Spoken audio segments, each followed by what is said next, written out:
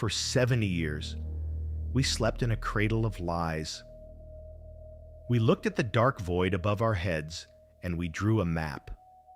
9 worlds, orderly, safe, everything in its place. We told ourselves that the solar system ended at Pluto, that beyond that frozen outpost, there was only silence, empty space. But silence is not empty. Silence is simply waiting.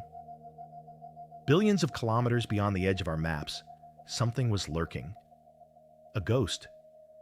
A phantom world that had been watching us for decades, creeping across the photographic plates of our telescopes unnoticed. It was not just a rock. It was a trigger. A weapon aimed at the heart of our understanding. This is not a story about science. This is a story about the day the map burned.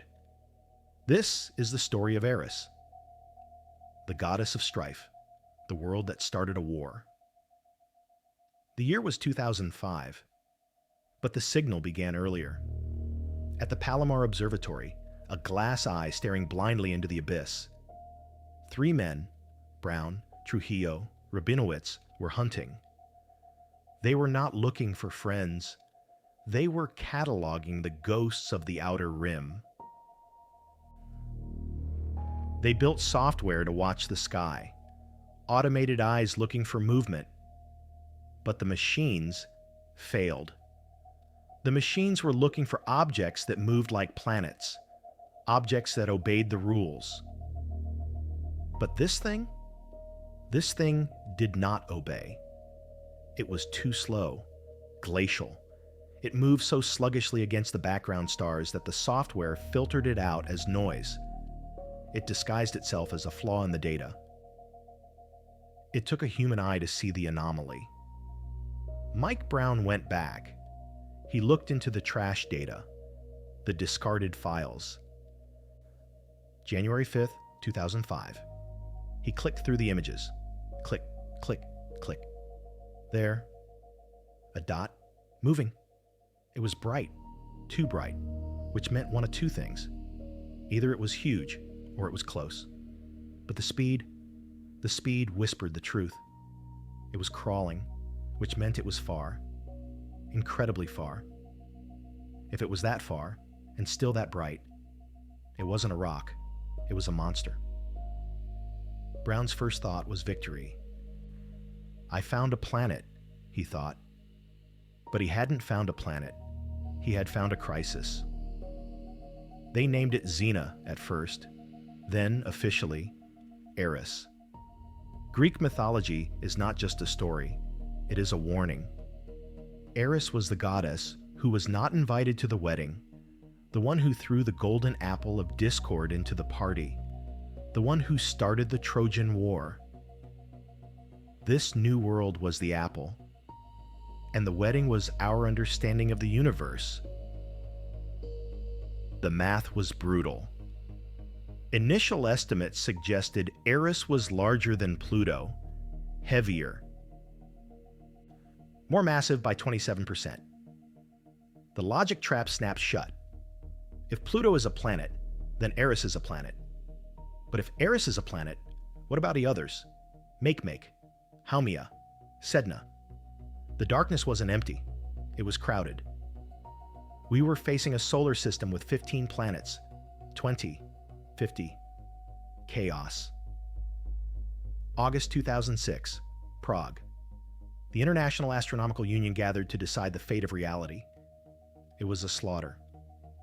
The community fractured. One side wanted to keep the old ways, the geophysical definition. If gravity pulls you into a ball, you are a planet. Simple, democratic. But that meant admitting we are surrounded by dozens of planets. The other side, they wanted power, the dynamical definition. To be a planet, you must be a king. You must clear your neighborhood. You must be the gravitational tyrant of your orbit. They voted. On the last day, when most had already gone home, 424 astronomers decided for billions of humans. Resolution 5A passed. 3 rules. Orbit the sun. Be round. Clear the neighborhood. Pluto failed. It shares its space. It is not a king. It is debris.